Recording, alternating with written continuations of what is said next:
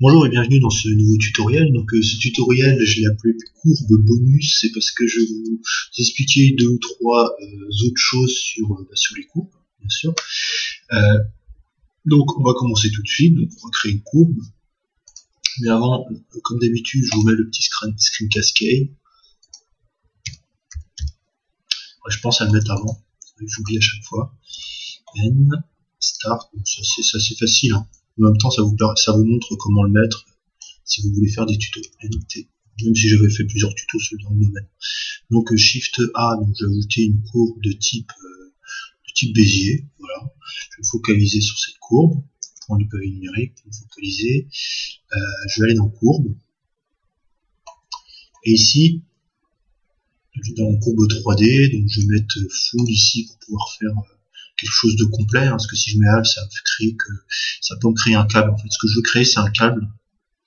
Donc pour cela, j'ajoute du bevel et j'ajoute de la résolution. Et vous voyez ici, j'ai mon câble, enfin mon tuyau. Quoi. Si on ferme ici, ça fait des câbles.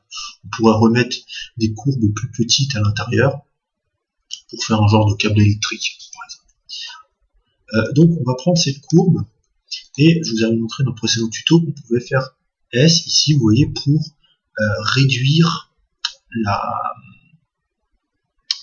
pour réduire en fait l'emprise de la poignée de rotation.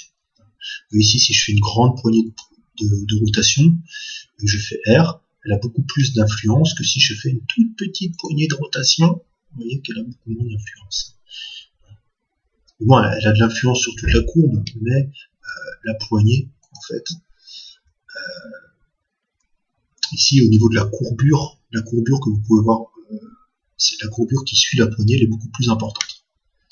Donc c'est bien beau ça, mais vous allez me dire comment on fait, par exemple, si on veut quelque chose gros ici, par exemple, on veut que la circonférence de la courbe soit très importante ici et très petite ici, puisque ici on peut jouer que sur le paramètre général de la courbe. Vous voyez, hein, c'est la même. Ici, la circonférence du cercle ici est la même que celle du cercle de l'autre côté en sortie. Donc pour cela, il ne faut pas faire S, il faut faire Alt S, et de cette façon, on peut jouer que sur un seul des mêmes cercles. Donc cela peut avoir des applications très intéressantes. Par exemple, si, ici on va tout sélectionner, on va prendre la courbe, on va effectuer une rotation, on va déplacer ici. Si par exemple vous voulez faire des cornes, des arbres, ça peut être quelque chose d'assez intéressant. Ici on va se mettre tout droit, on va déplacer ici, voilà. Ça peut être quelque chose d'assez intéressant, par exemple si vous voulez créer un tronc d'arbre ou je sais pas, une espèce de corde pour un casque. Par exemple ici on pourrait faire un casque. Hop. Donc ici on va rajouter une sphère, on va faire une rotation sur l'axe des X de 90 degrés.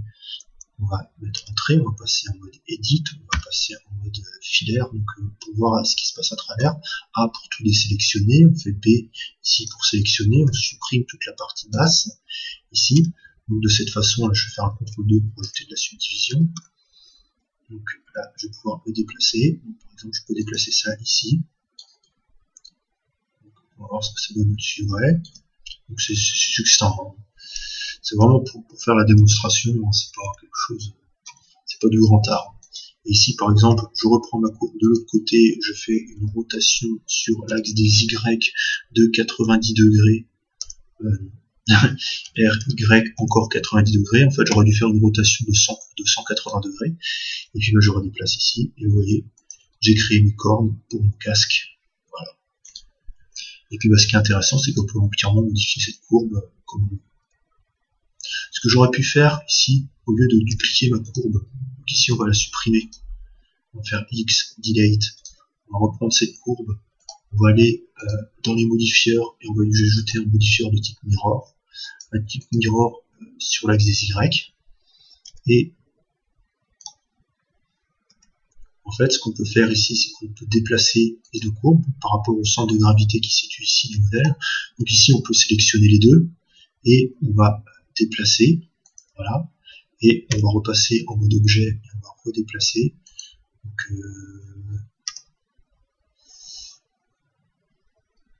on se rapproche. Donc là, après, il faut jouer sur la rotation ici. On peut faire G ici.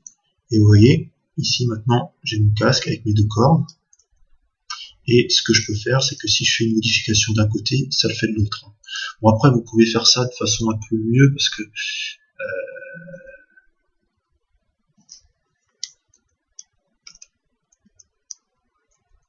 là, vous voyez que mes cordes sont pas super bien placées, bien centrées. On peut s'arranger pour qu'elles soient bien centrées. Dans tous les cas, voilà, j'ai un mirror sur les courbes, donc ça permet de faire les modifications de chaque côté. Donc ce qu'on va pouvoir faire aussi,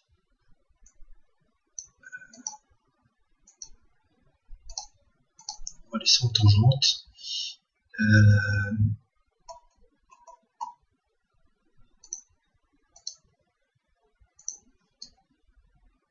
Non, bah ça va être tout pour ce tutoriel. Voilà, c'est déjà bien. Donc je vous ai appris à faire en fait Alt S ici pour agrandir et réduire les courbes, et puis ajouter un miroir pour les courbes. C'est quelque chose qu'on pense pas en général. On pense bien le faire pour les modèles classiques, mais pour les courbes on utilise très peu. Donc voilà, c'est tout pour ce tutoriel. J'espère qu'il vous aura plu. À très bientôt pour un prochain tutoriel.